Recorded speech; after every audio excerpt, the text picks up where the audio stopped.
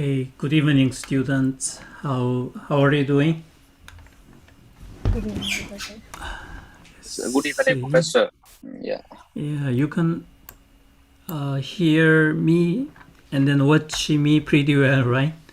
Yeah. Okay. Yes, sure. Yeah.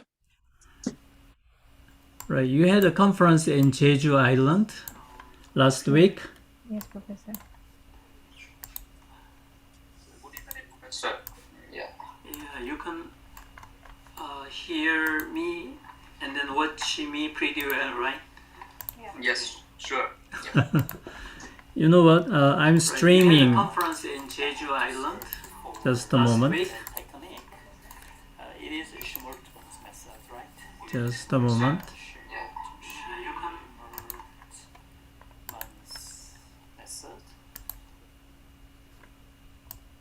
Okay. All right. Now I'm set. Today, Hazik is pretty sick due to the serious cold. He has a fever, so he cannot stand up. sit through the class today. So I decided to, send or stream my lecture through the live YouTube. So if you need it, I think the link is still active for a while. So if you need it, I can post it at our open Kakao room anytime. Okay. All right. So we have we are waiting for Nizam, but Nizam is here coming in. So only Hazik is missing in this class. And supposedly today we are going to make presentation for the lab test. I believe you have finished all the tests last week, didn't you? How about Yes, you, Paul? I did it. Okay. Yes, Professor, Yes. I did too. All right. So it was not that difficult, right? Yeah. Okay, so maybe we can set up maybe next week for the presentation. Maybe altogether it's going to be maybe less than 30 minutes. It should be enough. So we can try to finish up this semester as soon as possible so that you can prepare for the final exam. Okay. All right. Anyway, so Yes. today we are moving to chapter 7, which is the last chapter. And then the put off the presentation to the next week. Okay. All right. So let's start with my recorded lecture. So let me share the screen quickly. Excuse me, Professor. Yes. How about the presentation? What's the content I need to present in the just the test result and the theory background and something else? What do you mean? The contents? Are you talking about the presentation? Yes. Oh, yeah, it could be anything, but the target, didn't I post the assignment sheet? Probably I didn't. Just a moment, I'll do it right away. Yeah, I mean, these days I am programming something. I'm developing a software. So once I got in the development mode, but I forgot everything. That's my serious problem. Just a minute.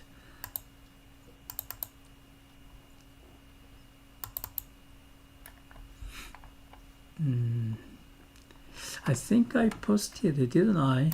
I remember. I think I did it. It's Yeah, through it's the a- lab Yeah, videos. E-class. Yeah, laboratory number 2, I think it is there. So there is a assignment for you to do, right? So yeah, please check, and then you can see what you have to do regarding the homework and yes. also presentation. Okay. All right. Okay. I think we are in. Yes, we are I saw ready. it. Sorry, Professor. Yeah. Oh, it's okay. Yeah. So let's move to chapter 7. Hi, Nizam. Nizam, are you ready for today's lecture? Hello, Professor. Okay, you are there. All right. Can we start? Yes, Professor. But I have some question. Oh yeah. Go ahead. I was not physically present in the lab, so I got Mm. actually Hazik Akmal was really good. He Okay. shared a video with me. Mm-hmm. He recorded the video and Mm-hmm. me, and then he gave me a link. It's a YouTube link where I can see a Mm-hmm. video which is Mm-hmm. there. A bunch of students, maybe your students, give a presentation. It was like that, and it was Mm. pretty clear. I saw that thing, but like he sent me my data and everything. I found some Excel sheets data, and I saw the thing, and it was pretty clear to me. Mm-hmm. I'm actually concerned about that. What I will actually do in the presentation. I think you just said. Can you please repeat Okay. it again? You I'm are really sorry for asking. this reason. Yeah, you're asking the same question as Kuong. Yes, So yes, please yes, visit. Professor. Yeah, please visit e-class, and there is a homework Okay, regarding the lab test.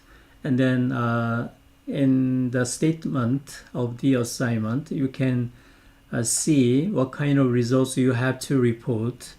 And then that's going to be the contents of the presentation too. Okay? well, Professor. In Okay. task reminder, right? Mhm. Okay, All right. fine. Next I'll get week, it. you guys may have a 10 minutes per person. And so please prepare additional 5 minutes for question answer. I'd like to Okay. ask you very sharp and then very serious questions, and you may not easily answer. Yeah, but I'm Okay. kidding. Yeah, I'm kidding. Don't worry about that. So we are going to have a open session for questions and answers. Okay. All right. Okay. So let's move to the chapter 7. Here we go. Didn't I? Okay, just a moment. It's not shared yet. I have to push the button share. Okay, there you go. I had to search for that technique. It is Schmertmann's method, right? You remember Schmertmann's method.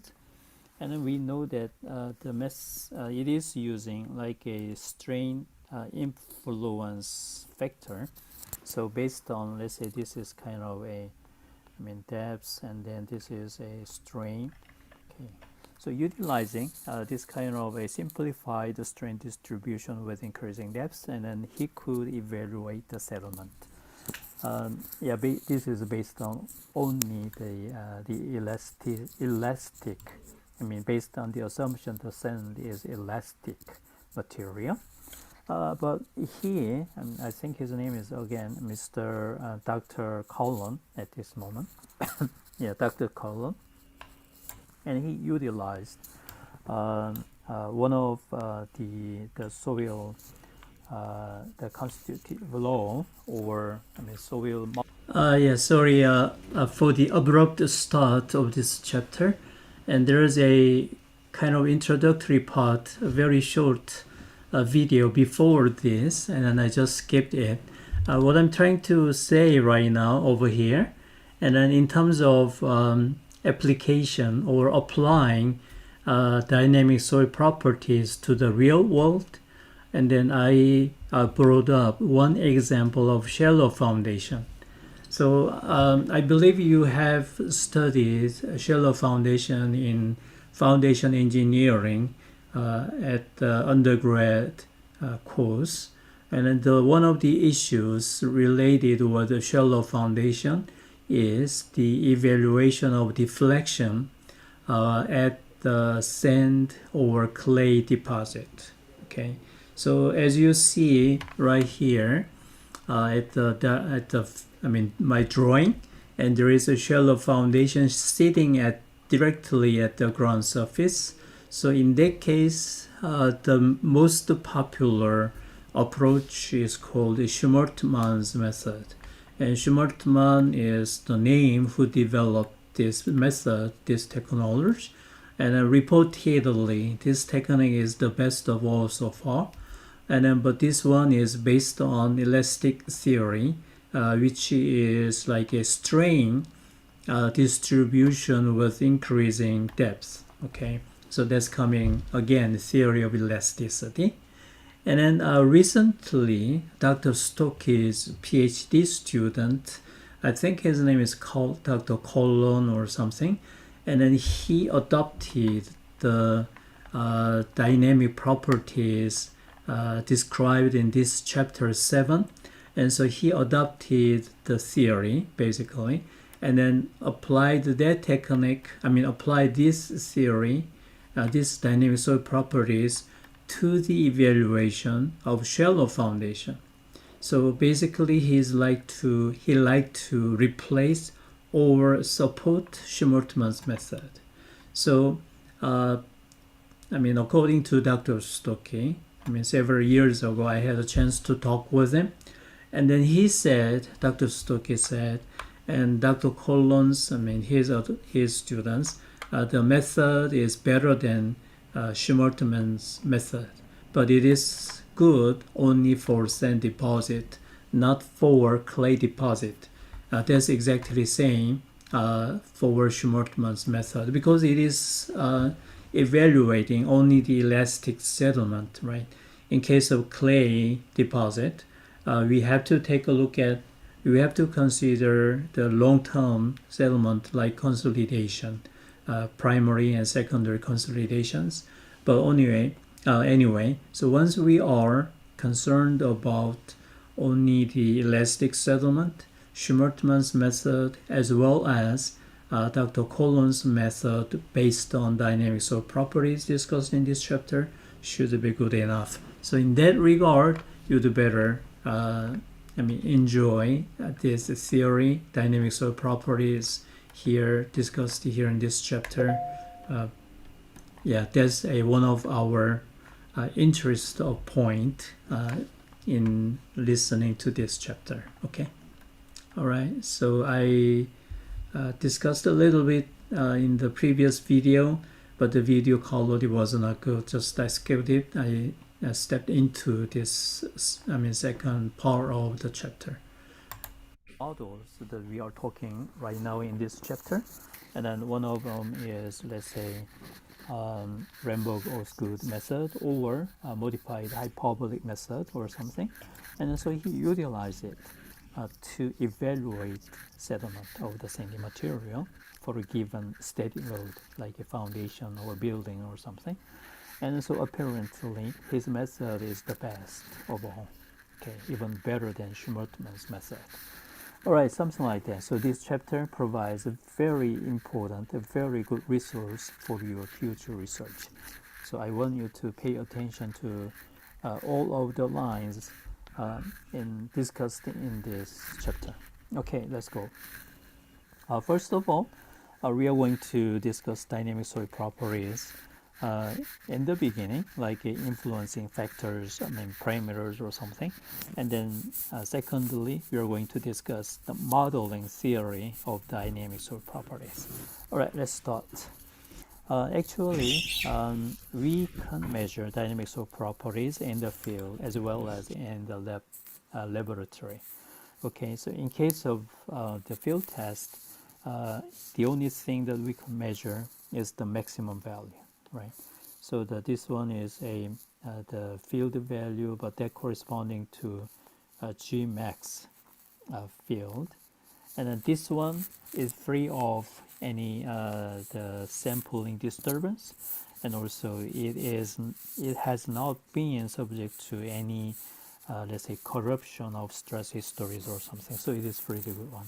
But in case of in the lab, and then this is the maximum shear modulus, and then but we know that is not as good as the Gmax field because of sampling disturbance, and then stress history, the breakage, losing the stress histories or all sort of things, and then the Gmax lab is not, smaller than Gmax field, but we do have kind of a the modulus reduction curve, which is corresponding to nonlinear behavior. But field does not have that. So we want to combine these two results together to give a one, let's say, kind of the models, best behavior of the soil. Okay, that's one issue.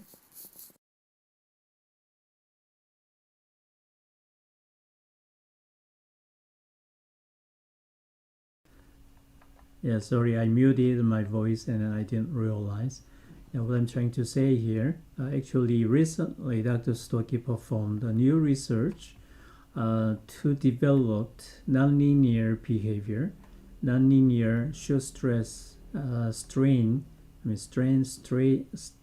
stress curve from the field test directly.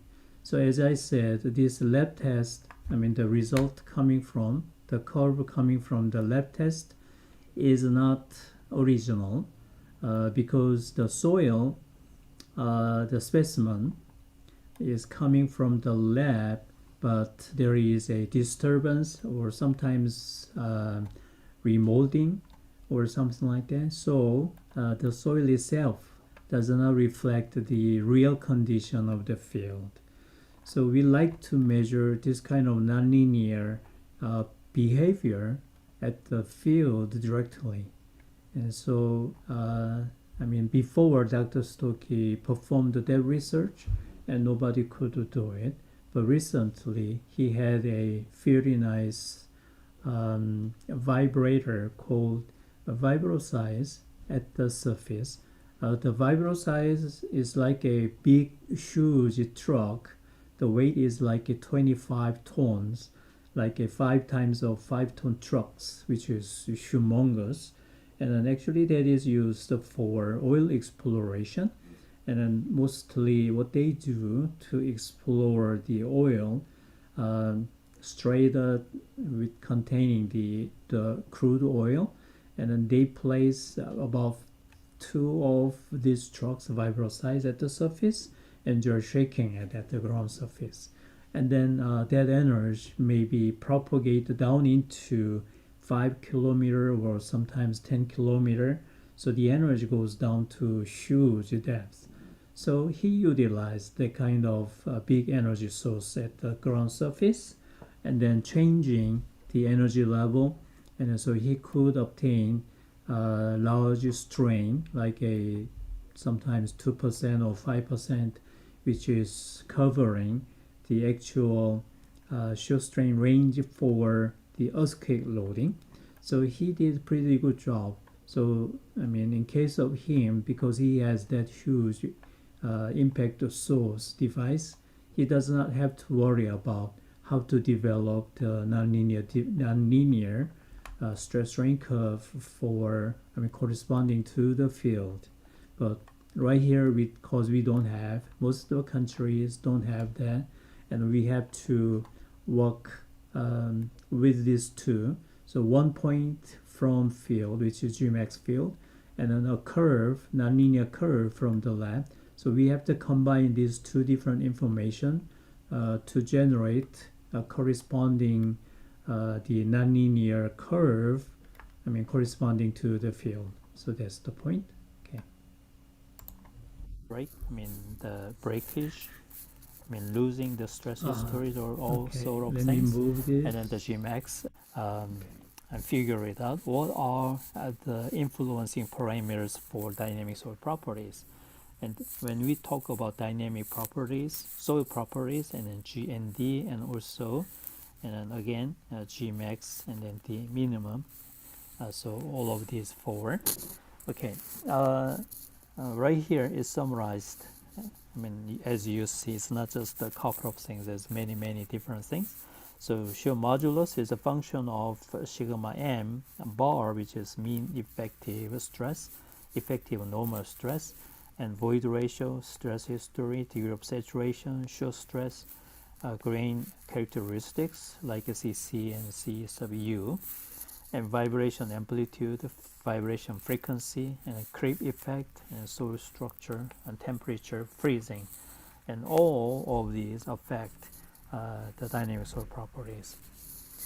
Okay, and then as I mentioned, we are going to discuss the modeling of G and D. In other words, we do not in the case we do not have direct measurement of G and D, and then we have to be able to estimate based on some of soil properties. Like index properties or fundamental soil. Okay, here you may be not so much familiar with the word modeling of soil properties. That means if we make measurements at the field or for the specimen at the lab, and then we do have data, so we can develop the stress strain behaviors or whatever. But if we did not or could not perform the test at the field and at the lab, and then there is no stress strain curve, nonlinear curve that we have to utilize for the design, a seismic design. So what should we do? In that case, should we give it up? And so that's not fair, right? So there must be a way to simulate or to estimate the stress strain curve of G and the damping. So at the second session of this chapter, it provides the modeling technique, which is how to estimate nonlinear curve for shear modulus and damping. So there are 3 different methods introduced here. So utilizing this, we can model it.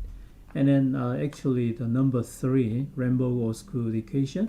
And actually this is the equation, I believe, the Dr.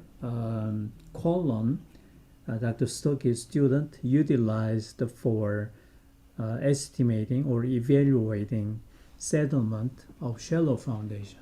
So he utilized number 3 modeling technique for that. Okay, so the second part is also very interesting. So you would like to adopt this kind of technique for your own research too, if possible, right? The properties, and then how can we estimate? Okay, that's the model used for that. Okay, so the most important one, the most fundamental one, and Houghton and Dranovich equation, and then Sedan-Idris, and then Rambo-Osgood equation. So these are the 3 we are going to discuss. Okay, let's start with the 7.1, section 7.1. Again, as I mentioned, we have some discrepancy, Gmax from field and Gmax from the lab.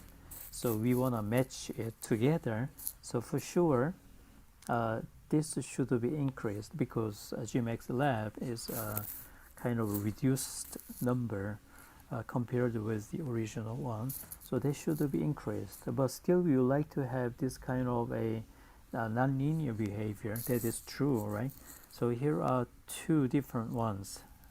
Okay, the first one, we just translate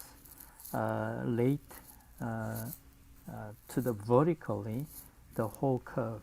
So the whole curve is, let me do it again. Okay, this whole curve is going to be shifted up there.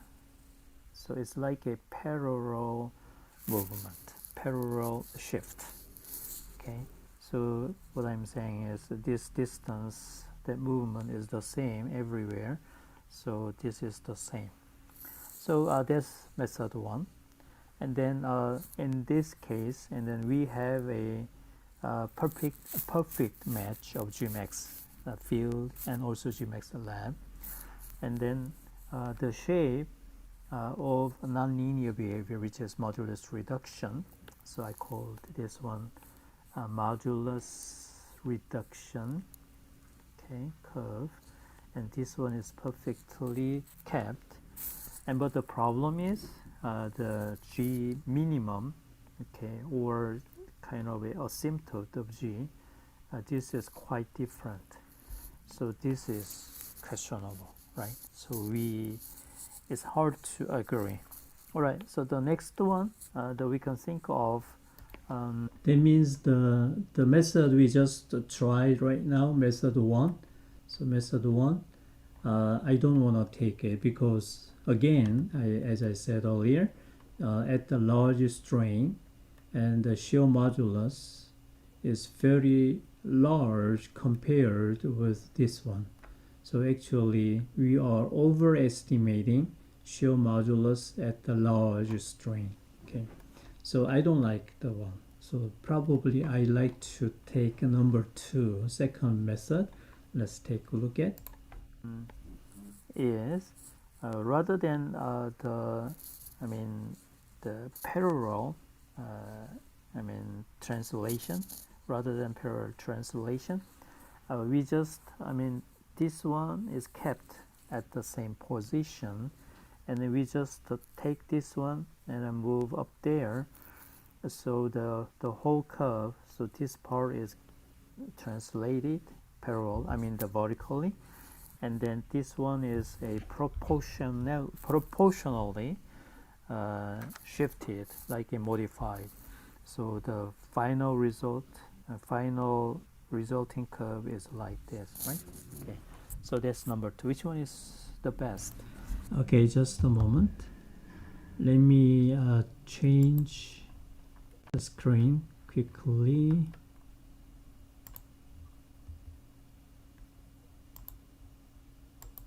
Okay, I believe neither one is right. So in other words, both of them are not good. So the one I prefer, actually, I believe the one which is correct is this one. So absolutely this answer. This is the answer. And then it should be smaller and smaller. But again, right here, at large strain. And this one is like a contains, so you can see my writing, okay, contains disturbance effect.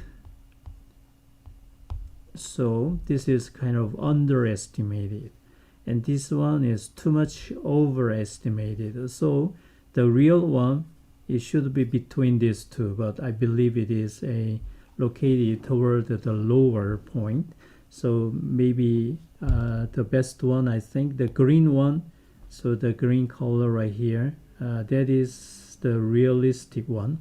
But the problem is there is no way to evaluate the large strain values at all. So probably in the real design, we may want to take number 2. So what if you are choosing the shear modulus smaller than the real, and then is it dangerous? No, I think it is not. It is like we are using smaller modulus causing more deflections. So in terms of design, it is like a conservative approach. So we should be fine. Okay. All right. So again, in summary, number 2 is more reasonable than number 1. That's my opinion. Okay, let's go to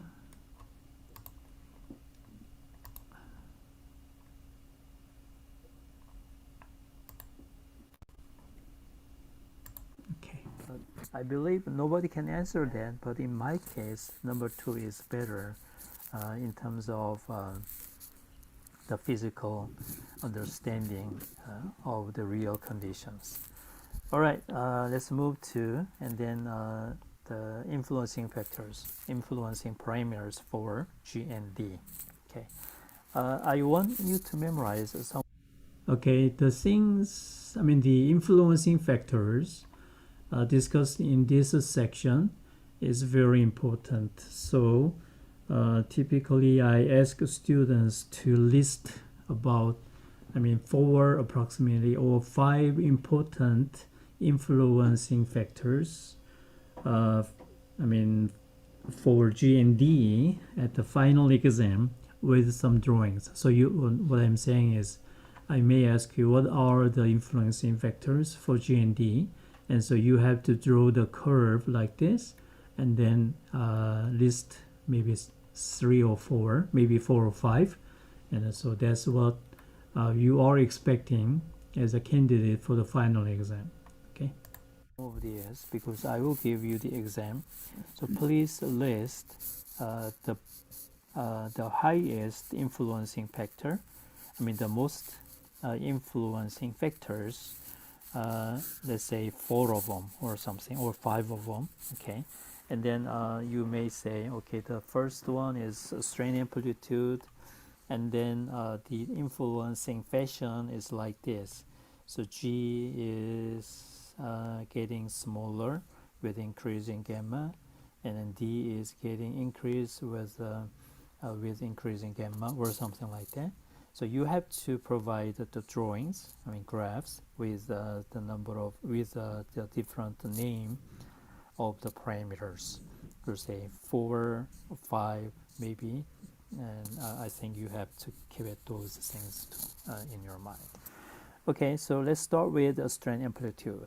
I think this is easy, yeah, and because when you increase the shear strain, so this one is in terms of logarithmic scale, and shear modulus is like showing S-shaped curve. For a certain range of gamma shear strain, and then it is constant. For say that one is we call that elastic threshold. Let me draw it again. Okay, so this one is elastic threshold. So this one, which is 10 to minus 3% for sand, and in case of clay, 10 to minus 2%. So that's a clay. This one is sand. Please keep that in mind. Yeah. So please memorize those two numbers, and then also be aware it is in percentage.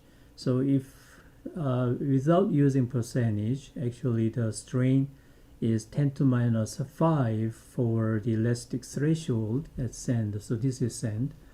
So this one is 10 to minus 2 is it should be 10 to minus 4, right? 10 to minus 5 and 10 to minus 4.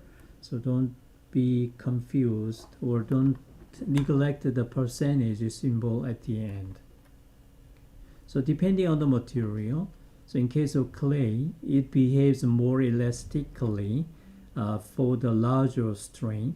But in case of strain, the elastic threshold, that's a upper, the maximum for elastic behavior in case of soil.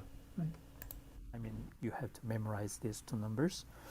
Okay, and then after the elastic threshold, and then the curve, the shear modulus curve, is going to be reduced, and then approaching to some kind of a asymptote, which is corresponding to minimum, but we are not talking about G minimum at all. But in case of DE, and then the trend is totally upside down. So when maybe you upside down G curve, it looks like perfect with D. Okay, so maybe if I extend it, something like that, so we can have another S-shaped curve down there. Okay, so the D starting with the minimum, and then it's kind of flat up to gamma E, which is elastic threshold, and then increasing with the S shape with increasing strain magnitude. Okay, hopefully you remember that. Okay, please be aware. We are using the word Gmax. Okay, this is Gmax, but we are not using Dmax. So Dmax is something hard to measure actually. So Dmax is not, most of the cases not available, but D minimum is available. So always we are talking about Gmax and then D minimum. Okay. Upside down G curve. You remember that. All right. So based on the difference of the elastic threshold of sand and clay, we can say clay is more elastic than sand because in case of clay, we have a wider band of strains to show elastic behavior in case of clay, right? But in case of damping, as you see, in case of damping, And also this is elastic behavior. In case of sand, that is this one is elastic behavior. So you see the clay shows more, the wider range of wider range of show strength to show the elastic behavior. But interestingly, you see the damping factor, material factor for the sand in the initially or in the elastic range is smaller in case of sand. In case of clay, it's larger. So it's kind of interesting. We like to have a maybe if it is a clay and then maybe this sand, we like to have something like that, sand and clay, but this is not the case. This is not right. Okay. All right. So one of the tips that you can use for understanding the dynamic stress strain curve, nonlinear curve for sand and clay is this. So G is like a spring constant or just the modulus, so that's not a problem. Stiff material gives larger values of G, okay. But in case of D, which is damping factor, if the damping factor is larger, that means there is more energy consumptions, okay. So for a large strain, so let's go back to that. Okay, here for the largest strain, and then even though we apply the same energy, clay has a lower damping than sand. That means a clay is consuming energy smaller than sand. Sand, in case of sand, it is consuming more energy for the same strain. In other words, for the same the elastic energy. Okay. I think it is related with the particle size. In case of clay, the particle is very small and then also platey-like, so it's stacking on each other very well. So when we shake it, and the energy is delivered to the next particles easily without losing energy. But in case of sand, it has kind of particulate system, so there is a gaps or void inside a lot. So also the energy is delivered through the point-to-point contact. So point-to-point contact is causing a lot of frictions. So friction is consuming energy too. So those are the kind of mechanism that we can understand, right? Okay. See, the clay shows more sand and clay by Dr. Hwang Sung-geun. Okay, maybe sand and clay, but this is not the case. This is not right. Done by Dr. Hwang Sung-geun at KRRI. He has Dr. Hwang is my good friend, a good friend, and then he spent like 7 years for PhD program at the University of Texas at Austin. So most of the time he performed so many specimens, a variety of specimens, soil types. So he has very good accumulation of those data. So typically we like to pick up the results, test results from his the research. So that's why I included here. It's a wonderful job. Maybe the testing device is wonderful, or the theory is wonderful. So this is kind of very nice curve. So in case of this one, let's say the soil is this one is a sand. So it's about, let's say this one is 10 to minus 1%, 10 to minus 2, 10 to minus 3. So up to from anywhere to 10 to minus 3 is like a flat, and since then is getting reduced, right? Okay. And then, but in case of damping also, 10 to minus 3 is kind of a, it started a little bit earlier, but by rule of thumb, or just roughly, we can say 10 to minus 3% is kind of elastic threshold. All right, and then maybe we can talk a little bit more about it. And then this one is resonant column, this one torsional shear, and then torsional shear, it is using the same frequency, 0.5 hertz, and then a number of cycles is different, right? Okay, 10 first cycle and 10 cycle. That means in case of torsional shear and tau gamma, and starting here, there's a cycle number 1 and cycle number 2 and cycle number 3, something like that, and cycle number 10. And in case of, the shear modulus is okay, but in case of damping, and as you see the rectangular shape, that is what cycle number 1, and the resonant, the torsional shear shows the large damping compared with others. That's interesting, right? Looks like a resonant column should show the largest damping, but that's not the case. Okay. All right, and then that's the sand, and then in case of clay, in case of clay, we have but in over here, and then resonant column, torsional shear does not, is not different. Whatever the cycles are, whatever the frequencies are, is all the same. But in case of clay, and different, you see, and then the circle is resonant column.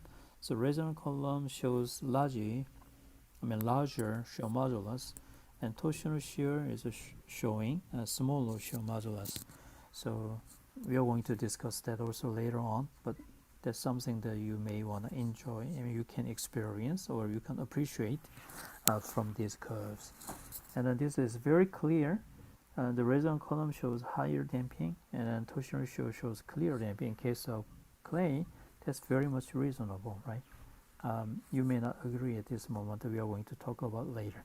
All right, the second parameter, which is a kind of, serious, the second important parameter for dynamic soil properties is sigma m, which is a mean effective principal stress.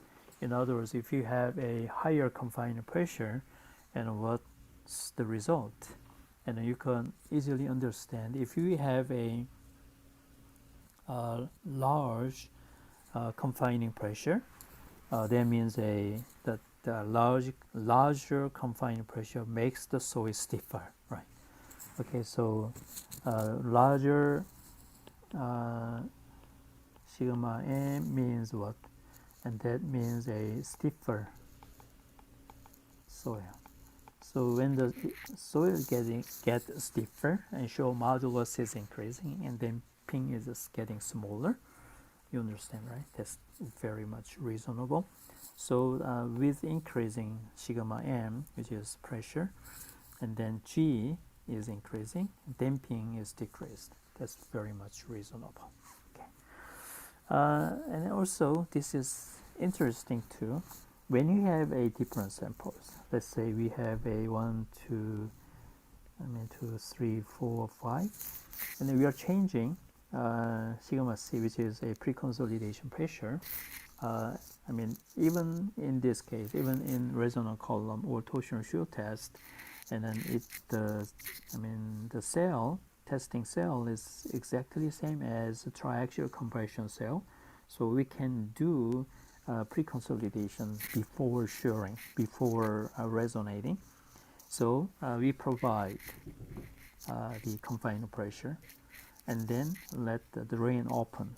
So the excess potable water pressure is dissipated during the night or for 24 hours or something.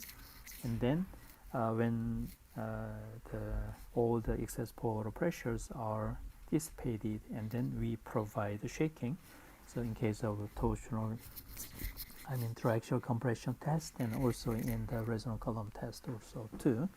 So let's say for smaller pre-consolidation pressure with increasing confining pressure, and Gmax is also increasing, that means it's stiffer, but somehow after some point, and then that increasing rate is much larger than previous one.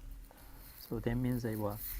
This one is over consolidated clay, and this one normally consolidated soil, clay. So this one is corresponding to pre-consolidation pressure, right? That's interesting, isn't it? In case of damping, and that pre-consolidation pressure, in Korean we call it 산행압밀하죠, pre-consolidation pressure. And then, so the shape is this. And then after the pre-consolidation, yeah, actually this one, I mean, so far the others are pretty easy to follow, but this one is quite interesting. If we would like to determine pre-consolidation pressure, I'm not sure if you can recall the concept of consolidation, but anyway, one of the most important results that we would like to determine from consolidation test is pre-consolidation pressure. And in this case, and then all that we have known so far is this can be done, can be measured, or can be determined by consolidation pressure. I mean consolidation test. But here in the resonant column test also can reveal this pre-consolidation pressure too. So maybe we can say just the one test can evaluate two different results. So this is kind of useful to know that, right? So before the pre-consolidation pressure, and then that is corresponding to over-consolidated clay, and then after that, and then normally consolidated clay. So that's kind of interesting to know. Consolidation pressure damping is going to be decreased. Okay, something interesting. Okay, that's number 2. So this one is number 2. And then the first one is a strain amplitude, right? Okay, so this one is a strain amplitude. And then you're going to discuss number 3, which is a void ratio. Okay, so void ratio increase, that means a what? Okay, maybe you don't remember what the void ratio is. So void ratio is volume of void inside the soil divided by a volume of solid. In other words, if void ratio is big, that means a more void or loose soil. And if the volume ratio is small and then less void in it, so we can say stiff soil or dense sand. Okay, in case of dense, we are saying that's dense, and also dense goes with the stiff, and the loose goes with the soft. Okay, in case of soil, sand, clay, and we can say soft soil, and sand, in case of sand, loose sand. So that's going to be large strain. Is that clear? Okay. Did I say too much? Should I write it down? Yeah, I'll do it easily. Okay.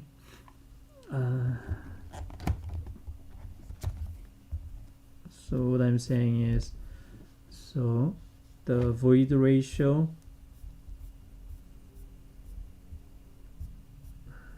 okay, so void ratio is let me change it, is defined void divided by solid. So when we have a 3 different phase of the soil, so there's gonna be water and void and solid. So I hope you remember that. And then void means actually typically we are calling together water void and air void. So there's air void, and then solid is corresponding to only the particle itself. Okay, so void ratio, so this one is higher void ratio, and then this one, this direction is a smaller void ratio. So smaller means what? The volume of void is small, right? So in that case, a stiffer, and then denser. Okay, stiffer clay, denser sand. In this case, and this gonna be looser sand, and softer clay, right? Okay, so when we moved up there, when we move down there, and then we can say G modulus is going to be increasing or decreasing, so you can tell that. But in case of damping, and then they did a lot of measurements for that too, but they cannot find a clear trend. I think one of the reasons is the method of determining damping is not so much sophisticated at this moment. Yeah, that's why they came up with this kind of conclusion. Okay. All right. Let's keep going.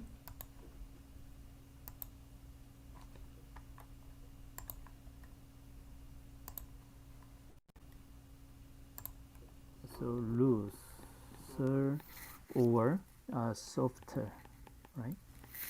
Okay. And so for the looser, and definitely show modulus is small, and damping, interesting, it should like a increasing, but it does not show that pretty much. So in this case, clear trend does not exist in case of void ratio. Okay, and then number 4, and the number of loading cycles. Okay, loading cycles, and then you may be wondering what it is. Let's say again, so let's say here is a specimen, and then we were shaking it, let's say rotating it, right? So cycles, in case of the resonant column, the torsional shear, for say, we have a starting and tau gamma again. So we're starting from here, shaking it, and then that's a number 1 cycle. And then again, number 2 cycles.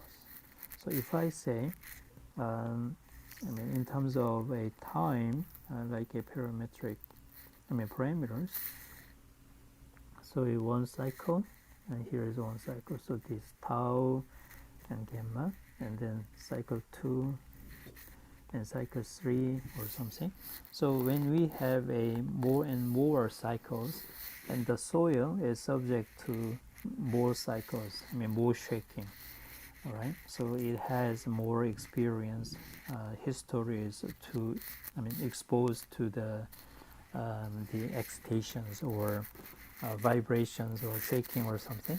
All right, so is there any influence of it? So let's say this is cycle number 1, and then after all, maybe there's a 100 per se, and then over here we have also 100 cycles, and when we measure the shear modulus after 100 the shaking, and is that the same as the first one, or damping? What about the damping material damping, and is that the same as before?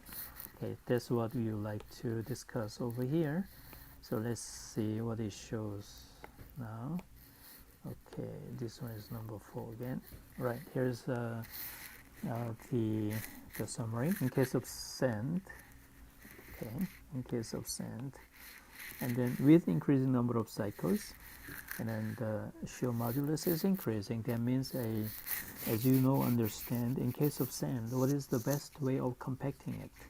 The best way of compacting is like a vibration, right? So vibration, more and more vibration compacts the sand. Okay, so we understand that. So if it is increasing, damping should decrease, right? And then what about clay?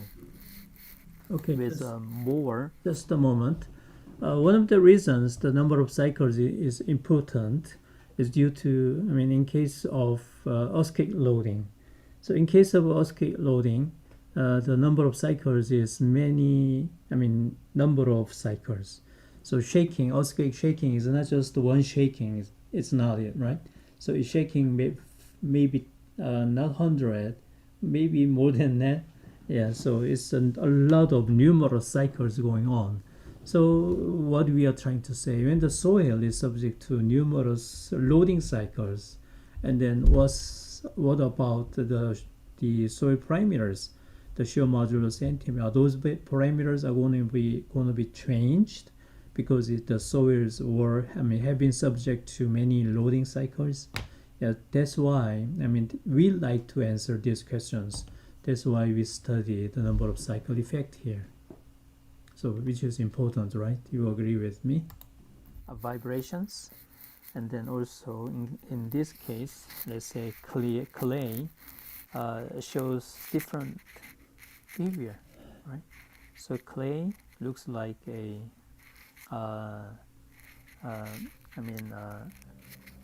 what should we say, disturbed with more shaking because of I think it is related with the pore pressure inside the pore inside the soil.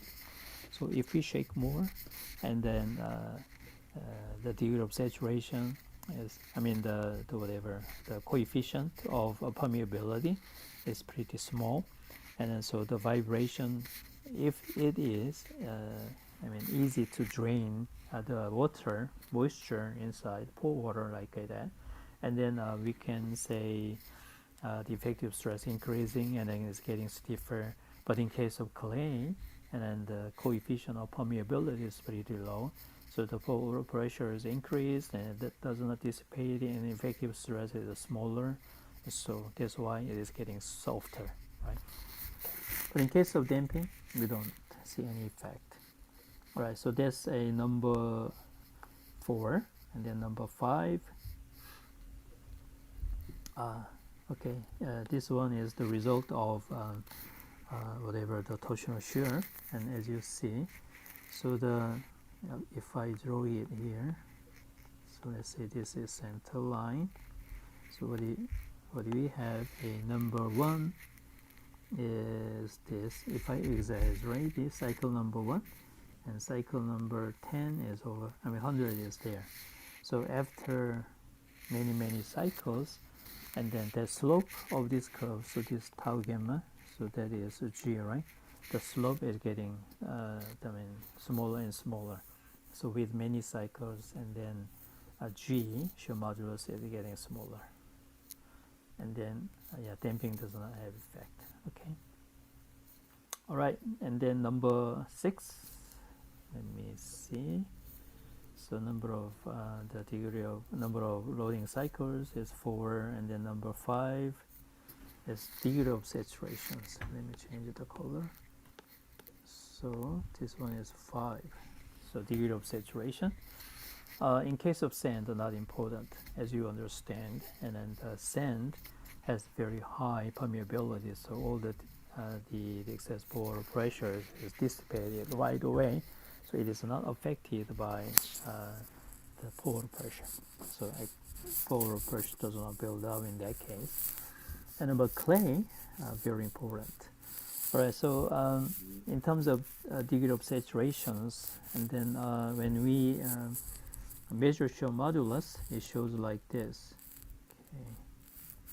All right, so there is some maximum value, and then from that, left hand side is getting increased and right hand side is getting decreased. So maybe it can be compared with the compaction curve of soil, right? In case of compaction curve, let's say when we increase the water content, and then the C sub U, which is underlying shear strength, is getting smaller. But in case of gamma D, is based on OMC. On the wet side, dry side is getting increased, and then wet side is getting decreased. So it's related with, in case of dry side, dry side, and then the soil is flocculated structure, and then on the west side, and then it is a dispersed structure. Okay. Yeah. So the compaction changes the structure of clay. So right now we are talking about the clay material, the particles. If the moisture is smaller than OMC, which is optimum moisture content, and then the soil structure looks like a flocculated, and then wet side, and it's dispersed. So depending on the gamma D, and then we say the G is going to be dependent also.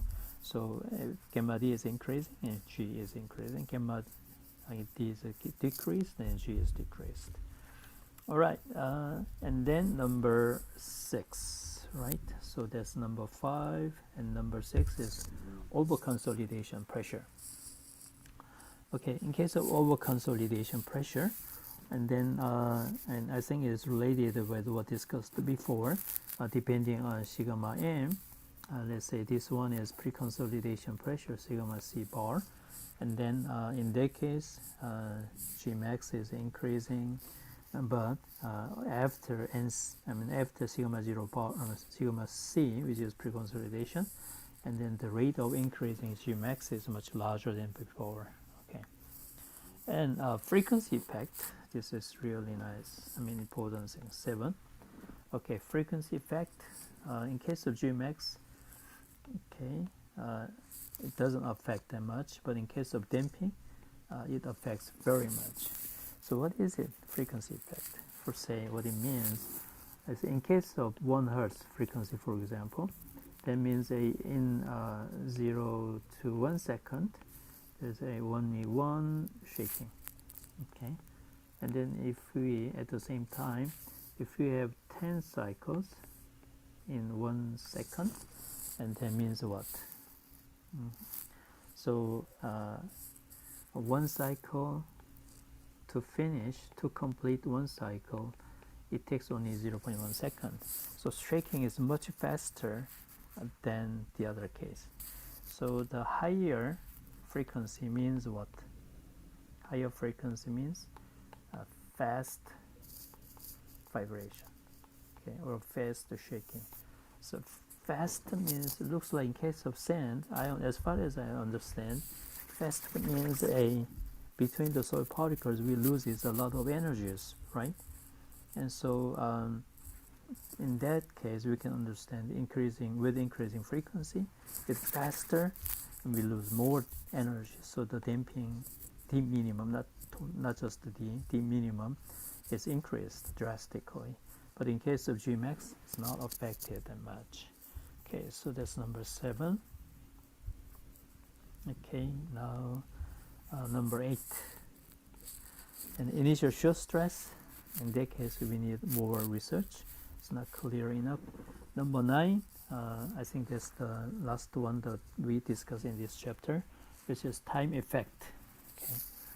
All right, so time effect means we are talking about creep. So creep means when we have soil and we have a kind of constant temperature, constant humidity, and constant load, and then without additional loading with all these constant parameters, and we can observe the formation or displacements, right? That's a creep. And then so in this case, and then we can take a look at the x-axis. Let's say there's a confinement or confining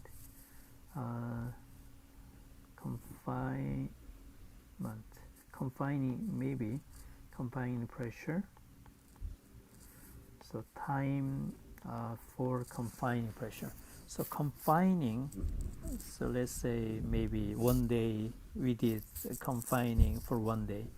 We did 1 week. We did like 100, 1 month or something. So we didn't do it, so confined. We applied a confining pressure and waited it, let it go, and we didn't do it anything. And then after 1 day, after a week, and then we tested the Gmax. And what happens? So in this case, we are not comparing the displacement. We are comparing the shear modulus, maximum shear modulus. But interestingly, it shows it's getting what? Stiffer and stiffer. So it is looking at the slope of the increasing fashion. So that is called a IG, and then NG is a IG divided by G 1000. 1000 means a what? This one is the shear modulus at the time of 1000 minute. So this one in Korea minute. Okay, all right. So that's I think all. And then here's a table to summarize all the influencing parameters. how it works, then you may refer to it. Okay, maybe this is the yeah, it's a boring, isn't it? Okay, you don't have to memorize everything, but I believe first the four parameters like confining pressure, void ratio, what are the others? Number of loading cycles, and the frequency factor or something, and then those are I mean the first the 4 or 5 parameters that I want you to memorize. But actually in the final exam it's gonna be a little bit of open book, so maybe you don't have to just find and then understand what it is and then write it down there, but still you need to understand. Okay, anyway, after about 10-minute recess, please come back, and then we are going to continue with the modeling of G and D right here. Okay, let's see in 10 minutes. So 7:15 or let's say 7:15. Okay, I'll see you soon.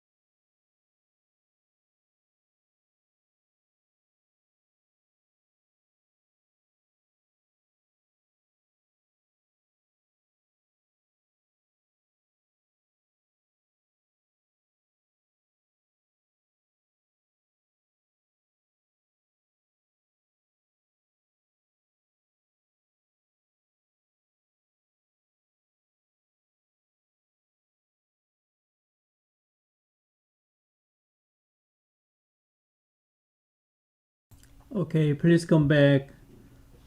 Let's continue with the material left with it's regarding model of G and D. Okay, let's keep going. The first part of dynamic solid properties, and then we are moving on to the modeling of G and D. So let's stop here for a moment.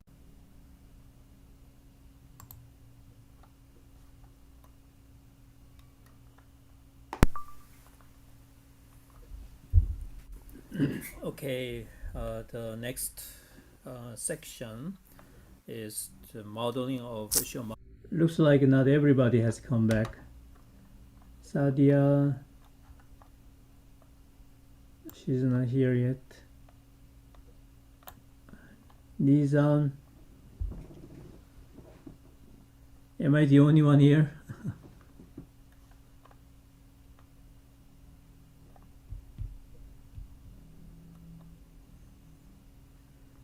Okay, I'll wait a little bit more. Yeah, when you come back, please turn on your video so that I can know you are here.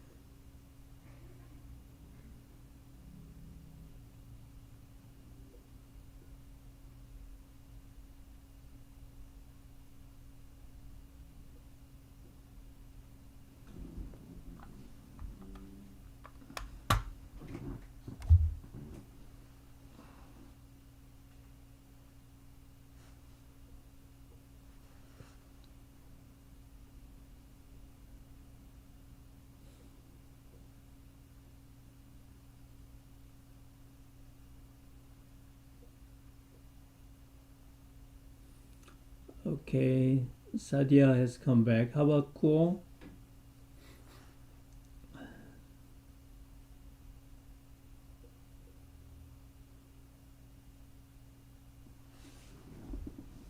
When Kuo comes back and we are going to start.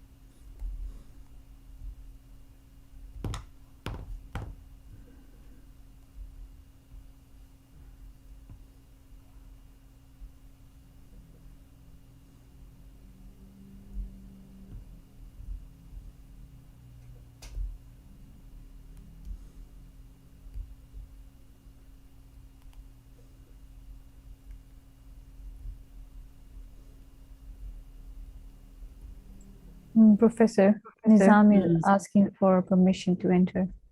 Oh, is that right?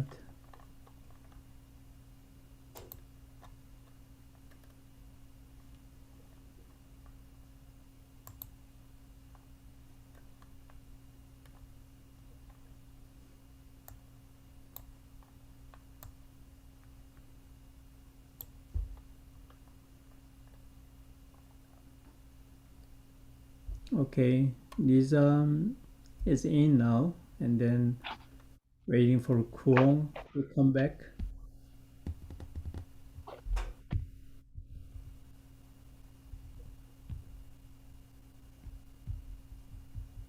Okay, there Yes, it is. I mean, Okay, let's keep going. Modulus and damping factor. Okay, basically, as I mentioned, we like to evaluate soil dynamics of properties like a G max or G of G max or D min or something by means of the fundamental soil properties. For example, here, in case of let's say Hardin and Dranovich, we like to evaluate G max utilizing just the void ratio and OCR and sigma zero power.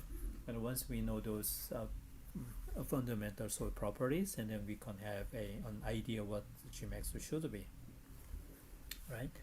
Okay, so that's what we are going to do here. The first of all, and Hardin and Dranovich, these people have set up like the whatever landmark in this area.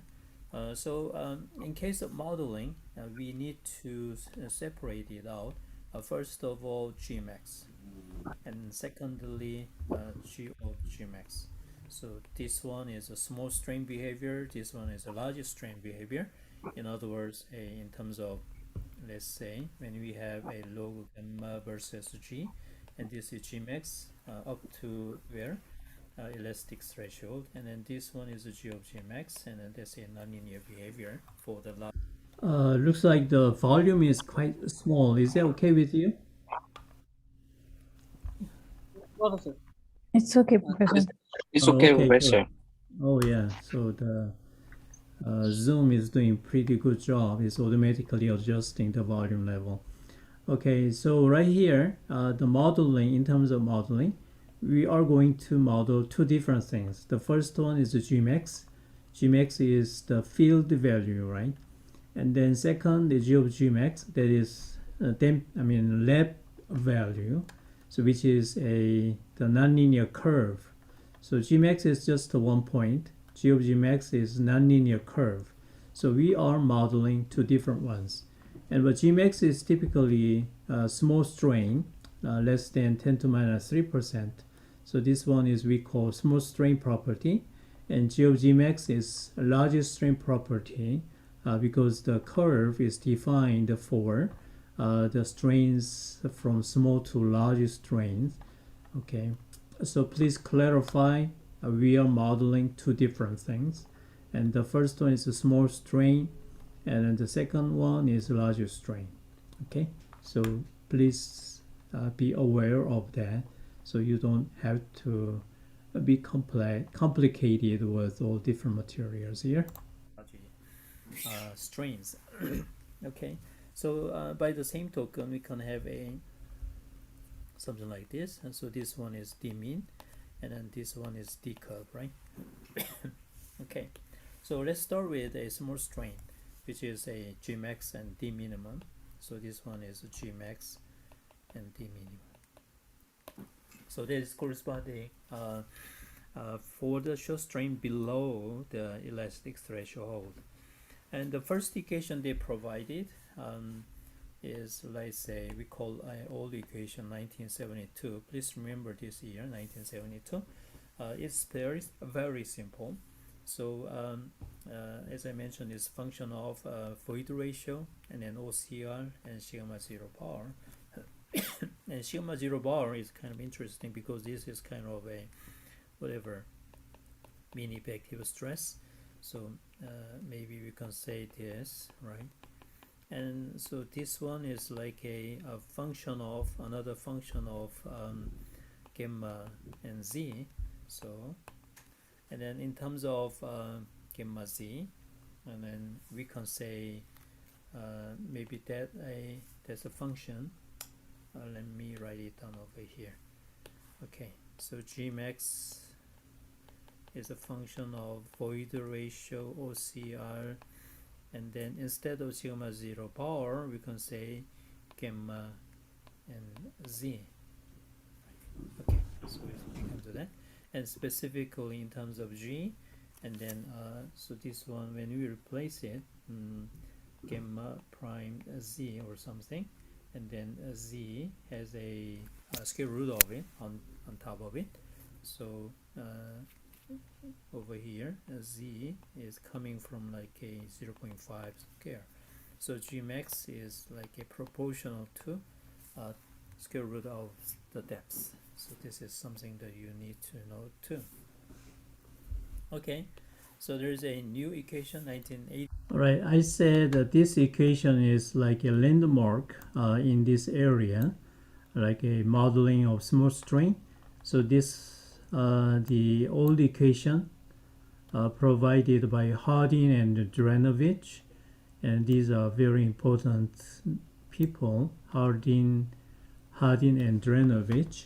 And Dranovich is Dr. Stokey's lab mate, and then he is also graduate from Michigan Ann Arbor, also Dr. Richard Wu's student, PhD student. And so they are like a siblings in terms of academic hierarchy. But anyway, so Dranovich and Harding, they are kind of lab people working for the lab. And so they provided these equations 1972, and later on they modified it. But anyway, so this equation, 72 equation, is very famous in terms of, I mean, they revealed G max is proportional to, yeah, so I write it down here, down there a little bit more. Okay, right here. So they revealed these equations. So G max is proportional to square root of z. So if the material is constant, right, the material is not going to stiffer, it's all constant. In other words, uniform, the same V sub s, and the same the void ratio, whatever. And then when we go deeper and deeper, and G max is going to be increased because of this effect, the depth effect. Okay, so and when you say G max is uniform throughout the depth, and that's not real. And if again, if the soil is uniform, and then G max should be increasing proportionally with respect to a square root of z. Okay, this is very, very important. All right, so this is something that you need to know too. Okay, so there's a new equation 1987. Yeah, remember. You know what? Interestingly, I found this I applied these relationships to concrete, and then it looks like working too. And then once when I was writing a paper for TLB or TRR, and then I worked with the thick concrete material, thick concrete structure. And so even if the concrete density and stiffness is the same, and looks like this G max is increasing with the depth. Yeah, I'm not sure it's related with curing. Maybe there's more possibility, but one side, and this could be the possibility too, because it's based on, it can be observed from theory of elasticity too. And then over here, instead of 0.5, they have n, right? So they kind of generalize a little bit more. So in case of n, and which is, let's say, smaller than 1.0, but probably similar to 0.5, and sometimes 0.25 or 0.3 or something like that. So it depends on different conditions of soils and then stress histories and all sort of things, right? Okay. So interesting also, this one, PA, which is a atmospheric pressure, let's say 100 kilopascal or something. The reason we have that is because of the dimension matching. Okay, so this one is like a for say kilonewton per square meter, and then we have a powered 1 of n, and this kind of weird dimension. So in order to get rid of it, we have to have a also minus n powered to some kind of pressure. So we utilized we just adopted atmospheric pressure. Okay. All right.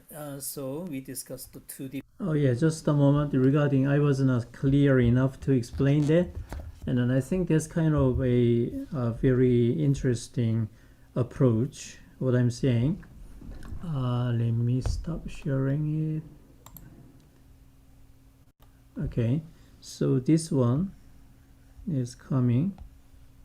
If I rephrase it, and then PA times sigma 0 bar or PA and then powered to n, right?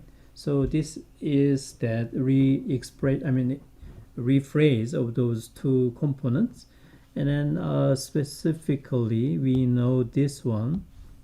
This is pressure, so the unit is FL minus 2, and this one is also pressure, the same thing. So these two, in terms of the dimension, and then the numerator and denominator are the same thing, so it's cancelled out, and then we have a power to n, so that does not affect because this one is now non-dimension, right?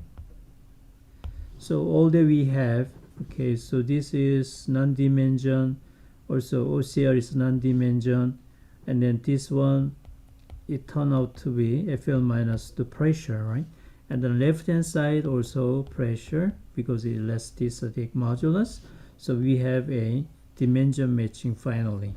So if you wanted to develop a kind of experimental or empirical equations, always be aware left hand side and right hand side have to have the same dimension at each side, right?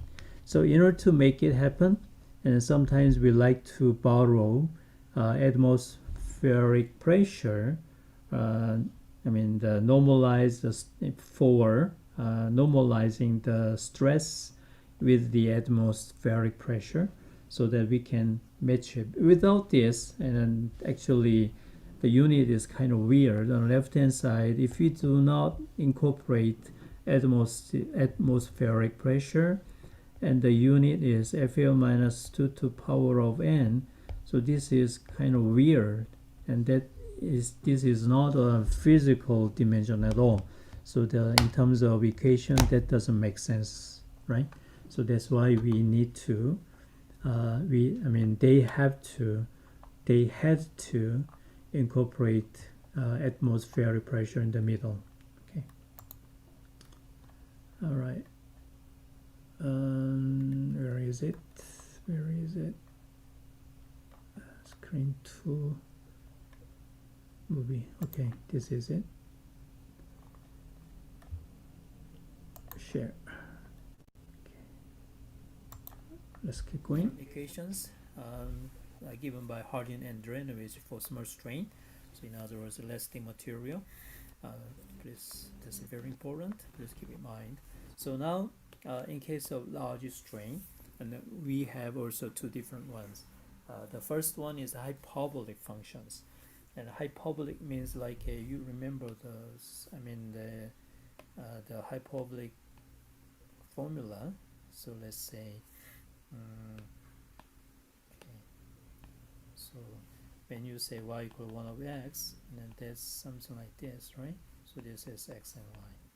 Okay. So that's a hyperbolic function. Okay, and then this is like flip-flopped, and basically the same thing though. Okay. All right. So the between tau and gamma, you have this kind of relationships, and then as you see, gamma is here, so it's like an implicit equation, and then so 1 of g max and then gamma of tau max. It looks complicated, but I'll explain it a little bit later, but it's not so much. But over here, we introduce a new parameter, which is gamma sub r, and then over here r stands for reference. Okay. So please keep that in mind too. So that reference is the ratio of tau max over g max. So if we plot tau and gamma And then as you see right there, let's say, so when we have like a tangential, oops, let me draw a little bit better way. When we draw a tangential line, and then that's a kind of a line, we have a slope, and that slope is tau, G max, and then G max, and then we have a, so this one is tau max, and then x axis, so this one tau, so x axis gamma r, right? So gamma r physically corresponds to corresponds to tau max for the tangential line of the curve between tau and gamma. So you understand that, right? Okay. And then also there's a kind of related with this for shear modulus, and in case of damping, and as I mentioned earlier, it's like a flip-flop fashion of shear modulus. The reason is, let's say if we have a, and this is a shear modulus curve, and then damping curve looks like a something like this, like a flip-flopped. So that's corresponding to this kind of equations. All right. And then in order to utilize this equation, we have to know G max and tau max. G max and then tau max. So it can be evaluated utilizing these simplified equations. Okay. And then here we need K0 and then sigma V prime and phi C. Sigma V prime. Okay, not a problem. We can do that. All right.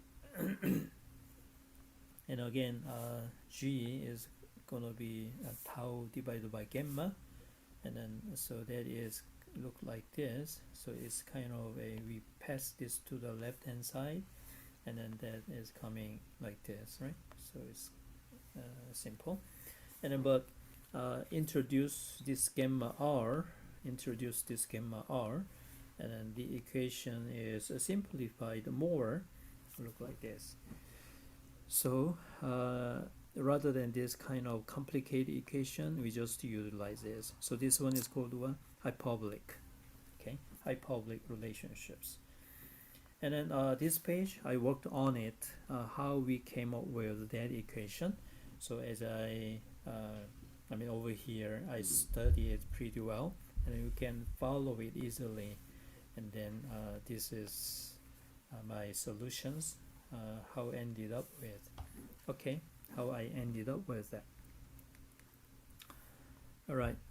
So this one, this theory based on the hyperbolic function, physically is very good, because we are using what this kind of a tangential lines, and then tau max and G max, and everything is physically sensible. And the problem is, when we utilize this hyperbolic function, and that does not match the real data quite well. So in other words, when we do the regression analysis using that to match the real data, and then that does not, it is not working that well. Okay, so over here, however, it doesn't fit the actual soil curve well. So what they did is they introduced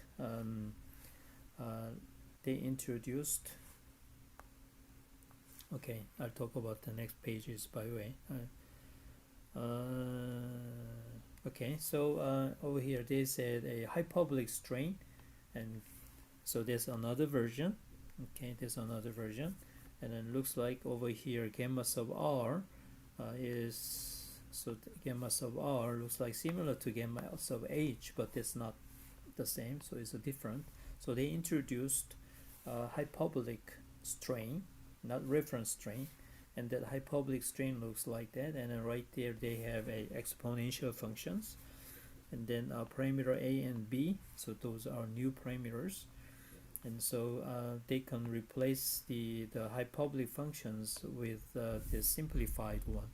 So this is kind of called modified hyperbolic functions. Okay, so this one is modified hyperbolic function, hyperbolic.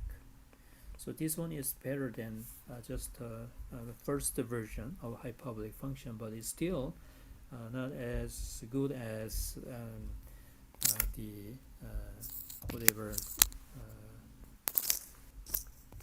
Rumburg Osgood. Wow, it's not easy. Memorize it. Every time I confuse Rumburg as Osgood method. So we are going to talk about it later on. Okay. So in terms of A and B, those new parameters that I mentioned is listed here. So A and B. So those are the values for different soils types: clean dry sands and clean saturated sands and saturated cohesive sands. For modulus and for damping, these are all different. Okay, so please try to find the right ones and then utilize it correctly. Okay, so please go over this equation. So Key is one of the best students, one of the most smartest, the smartest student so far, and so this is his answer. So please read it and then you can well prepared for the final exam. So this will be in the final exam for sure. Okay. All right. So the next one is proposed by Seed and Address, and the first one is a Hardin and. Okay. So far we talked about the hyperbolic model and then modified the hyperbolic model, and then actually we didn't cover yet the Romberg-Osgood method yet. So in terms of matching the curve, I believe the last one is the best. But in terms of physical explanation or physical understanding, hyperbolic or modified hyperbolic is more sensible. So numerically, just a simply numerical matching, Romberg-Osgood is the best, but the physical matching and the hyperbolic or modified hyperbolic is better. So it's kind of dilemma to use which one to use all the time.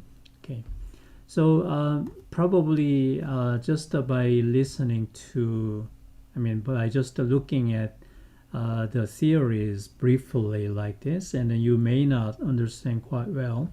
So maybe next class I'll try to prepare for the real data and G versus strain and D versus strain, and then we like to utilize MATLAB to do the empirical, the modeling for utilizing the real data. So in the class we are going to kind of workshop it. I'm trying to do, let's say, ask you guys to do develop the educations. So hopefully you can bring your own notebook computer for running MATLAB directly. So so maybe the class material would be covered completely another week or so. So maybe we have 2 more weeks from now on. So maybe 3 more weeks. Today is 22nd. So we have done pretty well, pretty good job. So maybe 1 week is designated for presentation. Yeah, still a lot of time we have, right? And so maybe 1 week we can finish the material. The other week we can perform the kind of a numerical matching or numerical, let's say, the curve fitting or the establishment of empirical relationships utilizing the real data. Okay, so you need to utilize MATLAB, so you have to bring them. So maybe that's going to be next week. The presentation would be delayed maybe, depending on if you're ready we can go, but if somebody is not ready we can also delay. But anyway, so once you are experienced with the modeling of damping and then shear modulus with shear strain, and then you feel very much comfortable with it. Okay, all right, so let's finish up. There are not much left, regarding this modeling. Dranovich, so there was 2 versions. There were 2 versions, 1972 and 1978. and then Sid and Idris, and then they proposed these equations, relationships, 1970, 1984. It looks like it's simpler than the Hardin and Dranovich is, but I may say rather than which one is better, which one is worse, and then probably we have different use of these equations. In other words, for this project we use this equation, for the other project we use this equation, or something like that. Okay. All right. So in case of G, in case of Sid and Idris, G shear modulus is evaluated using this. So sigma m bar is mean effective pressure. So this one, as you know of, sigma m bar is 1 of 3, sigma 1 prime, 2 prime, 3 prime. Okay, so we can do that. And then the tricky thing is this K2. Okay, K2 is a function of E and gamma. So it's given, K2 maximum is over here, so it's given like a graphical form. So we have to find, so this is K2, right, for a given shear strain and for different E's, and so it's kind of complicated to adopt it. Okay, but anyway, so that's a Sid and Idris equations, but so far I couldn't find that many good reasons to use these people's. Okay, and then let's say, but this one is heavily used, unfortunately, and we need to be very careful about that.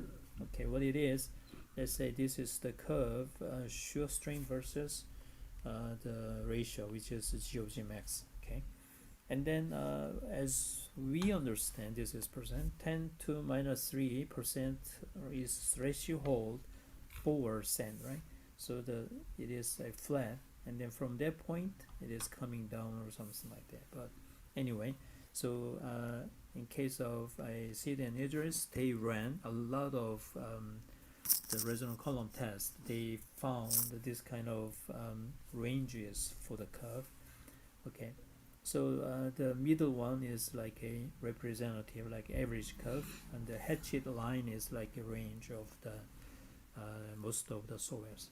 So the people in Korea just have thought this is kind of a typical data for the sand, and then they think, why should we run resonant column and torsional shear test? We have this wonderful representative curve, so we want to use it. So they say, okay, we have this a very good, expectations given by Sid and Idris, so we use it. Okay, don't ask me anything. So this is perfect. I did it correctly. But you know what? And one thing they do not know, and then this one is sigma 0 bar is a 1 atomic pressure. Okay. As you know of, 4 different confining pressure, we should have a different results, right? But in case of shear modulus, maybe we can say, okay, but damping is so different, right? So please keep in mind, so this curve, this range was determined with the confining pressure of 1 atomic pressure. Okay. All right. Now. Okay, just a minute ago, we talked about this kind of representative curve for the sands developed by Sid and Idris. So next semester, I am offering geotechnical earthquake engineering, and hopefully you will take those class too. So in that case, we are analyzing the site response of the ground when the earthquake is attacking a special area, and then in that case, to analyze the soil or rock behavior, we need to incorporate this kind of nonlinear soil dynamics, dynamic soil properties into the analysis for say shake or whatever, the finite element analysis or something. So this is something that we can easily choose, but again, I said this is just one example of the real world, real material. It cannot be representing all the materials over the world. So, and also this curve is obtained by the confining pressure of 1 atmospheric pressure. So we realized from the first part of today's class, and the confining pressure is affecting or influencing the properties very much, right? And but this one is just assuming 1 atom, sigma 0 bar. So this may not be so much realistic. So best thing again is to perform the resonant column test directly. So hopefully if you want to do the seismic analysis for the structures more elaborately, and then you have to perform the resonant column test for the real material, or the material, the soil, where you are building the constructions. Okay, all right, so that's very, very important. Okay, but damping is so different to the best curve, which is a Ramberg-Osgood, and I kept forgotten these names. So one of my friends told me you'd better memorize it using just replacing this R with H. So what do you have? Hamburg. Now you can do that, right? Okay, right. So Hamburg-Osgood, okay, or Ramberg-Osgood. Okay, so I think you can memorize it easily. Okay, Ramberg-Osgood. This is perfect. So let's say, let's take a look at. So these points are the real data. You want to match it using some kind of a regression analysis, and then this line is done by Ramberg-Osgood theory, and then this one modified hyperbolic. So which one is better? Modified hyperbolic, it is not doing good job, right? So there is a errors. But Ramberg-Osgood is perfect. But still, modified hyperbolic is not good. But people like to use more or less a modified hyperbolic because, as I mentioned, it is physically sensible. But Ramberg-Osgood, it does not have any physical background. It is using kind of weird equations. So basically, it's coming from mathematical understanding. It's not coming from physical understanding. So if I ask them, yeah, please explain what it means, but no explanation can be done, and then just numerically, okay, everything, all that I have to do is to match the curve with a nice curve, nice equations. That's it. All right. So, but in my case, who cares? The best one is to do a good job. So I like to use Ramberg-Osgood much more than the modified hyperbolic. Okay, what it looks like, gamma is tau of G max plus C times tau of G max power to R. Okay, or it can be simplified that. Okay, probably in the exam, I may give you this kind of data, right? And then you may have to perform the regression analysis for both modified hyperbolic and then Ramberg-Osgood. Okay, all right. Get prepared. Right, another thing to understand the Ramberg-Osgood, and then there's a amazing criteria. I think I mentioned earlier. So this is kind of first rising curve, and then when we drag it, this point, drag it over there, okay, and then these two curve, the blue and then red curve is coming from identical. So hold it down. So this one is hold it down, do not move, and then just drag this point, and then we have the upper curve like a hysteresis loop, and then this is called a Mason effect. Okay, so it's talking about it. Right, so and then the hysteric damping ratio, and I think we mentioned it earlier. Okay, All right, so probably that's it for the modeling of the dynamics of properties. That's about it for today, and then maybe next week, and then we are going to talk about a little bit more about screening of surface waves, foundation isolation. So this is kind of applications utilizing. Yeah, actually, the class note includes this part also, but I don't want to include this one this semester. So maybe this is too much for non-geotechnical students. So up to the modeling of G&D, and those parts should be good enough. Okay. All right. So basically, we covered all designated for this semester, and so next week, I think all that we have to do is your presentation, and then also the workshop working with the